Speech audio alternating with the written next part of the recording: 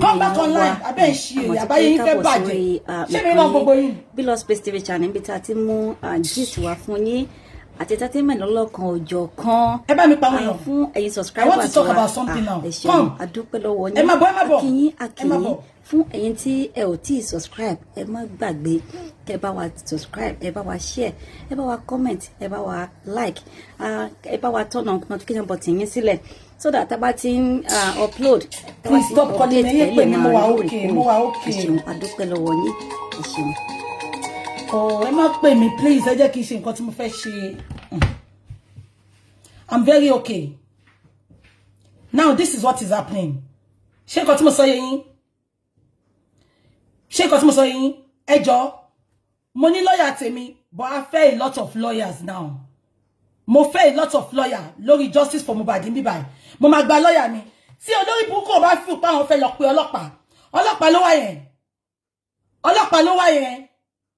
Wọ́n ní kémi, wọ́n sọ pé wọ́n ní mi wọ́n ní kémi má sọ̀rọ̀ npa Wunmi mọ́. Mo dẹ̀ ti sọ fún wọn, mo ní wọ́n lè dá mi lẹ́kùn kí má sọ̀rọ̀ npa Wunmi.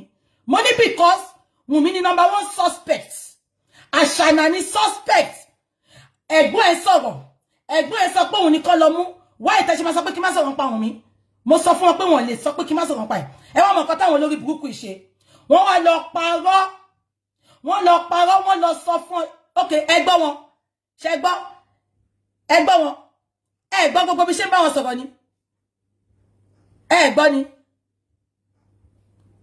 Ẹ gbọ́ gbogbo bí ṣe ń bá wọn sọ̀rọ̀. Ẹ gbọ́ gbogbo bí ṣe ń bá wọn sọ̀rọ̀. Oh. Mo ti sọ fún wọn, ẹ mọ yà tì mí mọ́lé. Ẹ mọ nǹkan tó wá sọ ni, kémi má sọ̀rọ̀ ń pa ẹ̀ mọ́. Mo wá sọ fún wọn pé okay, ẹ jẹ́ kí n bá lawyer, èmi náà bá lawyer mi sọ̀rọ̀. Wọ́n wá parọ́, ẹ jọ̀ọ́ ṣé mo gbé ilé Wunmi síta? Ṣé mo gbé ilé Wunmi síta pé kó lọ bá lé, ṣé mo mọ lé tí Wunmi ń gbé? Kẹ́wọ́ wọ́n táwọn people yìí ń pa o. Kẹ́wọ́ wọ́n tó ń pa kí n bá lè dákẹ́. Wọ́n ti rí pé mi nìkan ni mò ń sọ tọ̀rọ̀. Elégùṣì ò ní ṣoríire, ikú máa pa gbogbo yín ni. Mo ti sọ fáwọn náà sìn. Ẹ lọ kó gbogbo ìlú yín wá kó wá mú mi. Mi ní dákẹ́. Mo ti sọ fún wọn sìn. Mo ní mi ní dákẹ́. Ikú tó pa Mohbad ni mo béèrè. What killed the innocent boy? Wunmi was there. Wunmi sọ pé mi arasi òun. Ó lẹ́rù ń bá òun ò lè rìn kiri. Mo wá sọ fáwọn ọlọ́pàá, mo ní kò lè rìn kiri. Mo ní ṣùgbọ́n ọlọ́pàá fún ní protection. Wọ́n ọlọ́pàá investigate. Mo ní kó fún mi evidence pé ọlọ́pàá investigate. Ọlọ́pàá ò investigate nǹkan kan. Ṣé rí nǹkan táwọn people yìí ṣe? Wọ́n wá ní kí mi má sọ̀rọ̀ ń pa ẹ̀bọ. Àdẹ́mà mo ti sọ fáwọn náà sí. Mo ní ẹ lọ sọ fún ẹni tó rán yín. Ẹ má mọ yà tì mí mọ́lé ni. Ṣùgbọ́n pé kí n má sọ̀rọ̀ ìmọ̀. Ẹ má mú mi lọ. I have the right to speak exactly. That is what I was telling them. Wọ́n lè mi gbé ilé ẹ̀. Ẹ jọ̀ọ́ ibo ni mo ti gbé ilé Wunmi síta. Ẹ gbà mí kẹ́ sọ fún mi. Ibo ni mo ti gbé ilé Wunmi síta. Mo dẹ̀ sọ fún wọn. Mo ní ilé ìyá Mohbad ni mo gbé fún wọn. Mo ní mo dẹ̀ gbé ilé ìyá Mohbad gbà táwọn wá Wunmi kó wá ṣe DNA ni. Mo ní even gbogbo nǹkan tá a sọ ìwà lórí internet. Mo ló ṣe jẹ́ pé mi nìkan ni gbogbo yín wá bá. Èmi nìkan ló wá bá o. Mo ní ṣé mi nìkan ni mo ń sọ̀rọ̀ ni. I have the freedom of speech. Mo sọ fáwọn ọlọ́pàá. Mo ní nílùú yín gan. Àwọn ọmọ yín sọ̀rọ̀ yín ṣe lè sọ pé kán dákẹ́ ni. Mo ní ẹ bá wá intimidate mi o. Wọ́n láwọn intimidate mi. Mo ní ẹ jẹ́ kó rí yín pé o. Èmi náà ní lọ́ọ̀yà mo dẹ̀ mọ right mi. Ẹ wo nǹkan tó ń ṣe sìn. Wọ́n rí mi pa. Wọ́n rí nǹkan kan ṣe mọ́ sìn. Ọlọ́pàá lọ tún lọ gbé. Wọ́n lè mí gbélé ẹ̀. Exactly nǹkan tí mo bi wọ́n nìyẹn. Mo ní ṣé UK residents. Wọ́n ní àti Naija ló ti fẹjọ́ sùn. Then àwọn èèyàn tó wà níbí ló tún fẹjọ́ sùn. Mo ní is it because I am not reporting? Is it because I don't want to waste the taxpayers' money? Do you want me to be sending you what they are doing to me as well? Mo ní look at me very well. I am not keeping quiet. Tẹ́ bá fẹ́ wá mú mi ni kẹ́ wá mú mi. Ṣùgbọ́n pé ọkọ ma ní kí n dákẹ́. Wunmi wọn ti bí yàrá ìyá ìwà àtẹlẹ́gùsìdá. Ẹ ní kúre ẹ̀yin olórí burúkú yìí. Ikú tó pa ọmọ ni mo béèrè.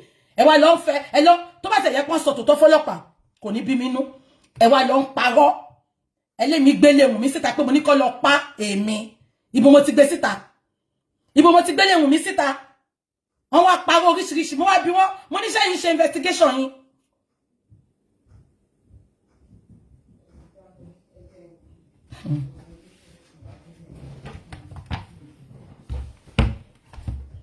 Èmi tó yẹ pé mo ti ẹ̀ ráyè kí n máa ṣe show tẹ́lẹ̀. Ṣé kìí ṣe tán àbí wọ́n fẹ́ bá mi sọ̀rọ̀ sí? Okay, mo bọ̀. Auntie mi ń pè mí, wọ́n fẹ́ bá mi sọ̀rọ̀. Ẹ jẹ́ kí end the phone. Ẹ jẹ́ kí end the phone. Intimidation ni, harassment. Is Wunmi living in Nigeria? Is Wunmi, ẹ má worry, nǹkan tí ma bá wọn fà, nǹkan tó wá ṣe fún mi yẹn. Nǹkan tí ma bá wọn fà, nǹkan tí wọ́n wá ṣe fún mi yẹn. Nǹkan tó wá ṣe fún mi yẹn. Mo sọ fún wọn, mo ní didn't they see this on the internet? Ṣé wọ́n rí pé musician lọ pa ni? Nǹkan tí ma ṣe fún wọn. Because this is intimidation and bullying. Ẹ jẹ́ kí n hand phone, àǹtí mi fẹ́ bá mi sọ̀rọ̀. Màá bá yín sọ̀rọ̀ nsìn. Ṣé ti gbọ́ nsìn? Wunmi, tún lọ ṣe nǹkan mi o. Tún lọ ṣe nǹkan mi o. Èmi ò ní dákẹ́ o. Èmi ò ní dákẹ́ o. Ṣé ti gbọ́ mi? Mi ní dákẹ́. On lọ báyìí ni mo sọ fún wọn pé mo ń ṣe nǹkan sálẹ̀ ni. Mo sọ fún wọn pé mo yìí ń ṣe show lórí nǹkan tẹ́gbọ́n ẹ̀ sọ ni mo sọ̀rọ̀ lé lórí. Mo dẹ̀ ní mo padà lọ sọ. Mi ní dákẹ́ o. Exactly. They are infringing my human rights. And we are gonna, by lawyer we write them. To yẹ pori buku tó fẹ́ bẹ̀rẹ̀ ni. Kó jẹ́ ká jọ bẹ̀rẹ̀. Ẹ má worry. Ẹ jẹ́ kí n máa lọ ṣẹ́gbọ́. Màá padà wá. Mo sọ pé ṣe pé mi ráyè ṣe show tẹ́lẹ̀. But ma ṣe show lójoojúmọ́ nsìn. Ẹ jẹ́ kí n máa lọ ṣẹ́gbọ́. Auntie mi fẹ́ bá mi sọ̀rọ̀. I'll come back to you all later, ṣẹ́gbọ́. Thank you very much. God bless you. I am not relenting. I am not relenting. I am not stopping. Nobody can stop me. Nobody. Nobody. I will continue talking until Mohbad get justice. If it's going to cost me anything, I don't care. I don't care.